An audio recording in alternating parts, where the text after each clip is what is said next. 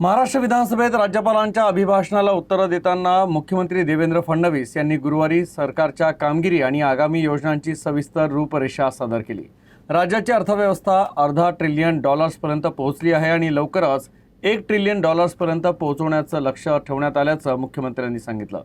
तर बेरोजगारी आणि सिंहस्थ कुंभमेळ्याबाबत विरोधकांच्या प्रश्नांचीही मुख्यमंत्र्यांनी सविस्तरपणे उत्तरं दिली। 7.5 लाख कोटीचं बजेट, मग 1 ट्रिलियन कसं होणार? आता आपण बजेट $1 ट्रिलियन नाही करायचं, आपल्याला आपली अर्थव्यवस्था $1 ट्रिलियन करायची आहे। आणि $1 ट्रिलियन म्हणजे काय? 1 ट्रिलियन म्हणजे 1 लाख कोटी असं आपण समजलो तर 90 लाख कोटीची अर्थव्यवस्था आपल्याला तयार करायची आहे महाराष्ट्रात। आता आज महाराष्ट्राची अर्थव्यवस्था कुठपर्यंत पोहोचली आहे? 51 लाख कोटीला पोहोचलेली आहे। म्हणजे अजून साधारणपणे 40 लाख कोटी रुपयेची अर्थव्यवस्था आपल्याला विस्तारित करायची आहे। आता हे शक्य आहे का? मी आपल्याला एकच उदाहरण सांगतो की साधारणपणे 12-13 साली आपली अर्थव्यवस्था कितीची होती? 13 लाख कोटीची। 12-13 साठी 13 लाख कोटीची। आता गेल्या 11 वर्षामध्ये 13 लाख कोटीहून ती किती आली? 51 लाख कोटी। जवळपास 3 पट आपली अर्थव्यवस्था 10 वर्षामध्ये आपण नेली आहे। 3 पट 10 वर्षामध्ये।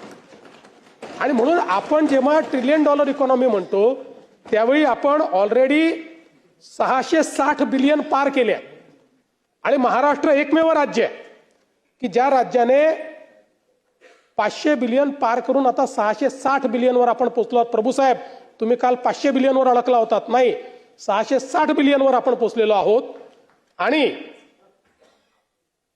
इतर कुठलंही राज्य आज अर्थव्यवस्थेच्या साईजमध्ये आपल्या बरोबरीत नाही। $1 ट्रिलियन घोषणा 7 राज्यांनी केली आहे की आम्ही $1 ट्रिलियन इकॉनॉमी करू, पण कुठलंही राज्य ½ ट्रिलियनला देखील पोहोचलेलं नाही। आपण ½ ट्रिलियन पार करून पुढे गेलेलो आहोत। मुख्यमंत्री दावोसमध्ये झालेल्या करारांबद्दल आणि राज्यात येणाऱ्या गुंतवणुकीबद्दलही मोकळेपणानं बोलले। मुख्यमंत्री म्हणाले की राज्याच्या कानाकोपऱ्यात गुंतवणूक आलेली आहे, त्यामुळे केवळ रोजगार उपलब्ध होणार नाही तर राज्याची प्रगती देखील होईल। गडचिरोलीला स्टील सिटी म्हणून विकसित करण्याच्या आपल्या वचनबद्धतेचा मुख्यमंत्र्यांनी पुनरुच्चार केला। जे काही डावोसमध्ये करार झाले त्या संदर्भात देखील या ठिकाणी पुष्कळ बोललं जातं। अनेक वेळा तर हे सांगितलं होतं की तिथे जाऊन करार का करता, इथेच का करार करत नाही। आता आदित्यजी, तुम्ही गेला होतात, एक करार केलाय तुम्ही, आहेत त्याचे फोटोही आहेत, केले आहेत, नाही चूक नाही आहे। अरे बाबा, तुम्ही का, व्हाय आर यू डिफेन्सिव्ह?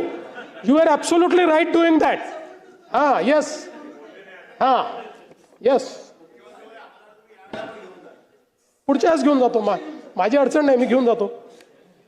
मुळामध्ये आपण म्हणालात ते खरं आहे, छोटंसं गाव आहे डावोस, पण 2-2 दिवस येऊन ट्रम्प राहतात।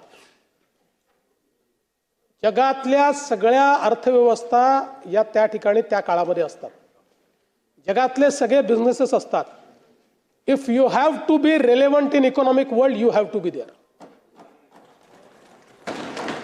आणि मला सांगताना आनंद वाटतो की आम्ही महाराष्ट्राचा रेलेव्हन्स तिथे इतका वाढवला आहे की डावोसमध्ये ज्या काही वेगवेगळ्या चर्चा असतात त्यात महाराष्ट्राची देखील एक चर्चा असते। इतक्या मोठ्या प्रमाणात या ठिकाणी आपण हे करतो।